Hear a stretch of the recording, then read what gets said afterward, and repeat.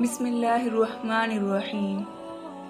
قیامت میں رشتہ داریاں کام نہیں آنی۔ صحیح مسلم حدیث نمبر 501۔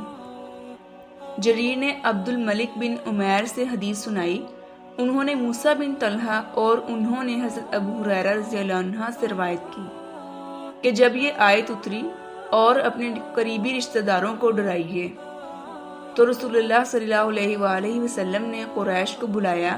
جب وہ جمع ہو گئے تو آپ نے عمومی حیثیت سے سب کو اور خاص کے الگ خاندانوں اور لوگوں کو ان کے نام لے لے کر فرمایا، اے کعب بن لوی کی اولاد، اپنے آپ کو آگ سے بچا لو۔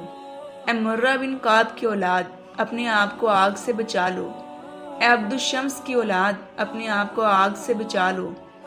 اے عبد مناف کی اولاد، اپنے آپ کو آگ سے بچا لو۔ اے بنو ہاشم، اپنے آپ کو آگ سے بچا لو۔ اے عبد المطلب کی اولاد، اپنے آپ کو آگ سے بچا لو۔ اے فاطمہ بنت رسول اللہ صلی اللہ علیہ وآلہ وسلم، اپنے آپ کو آگ سے بچا لو۔ میں اللہ تعالیٰ کی طرف سے کسی مواخذے کی صورت میں تمہارے لیے کسی چیز کا اختیار نہیں رکھتا۔ تم لوگوں کے ساتھ رشتہ ہے، اس سے میں اسی طرح جوڑتا رہوں گا جس طرح جوڑنا چاہیے۔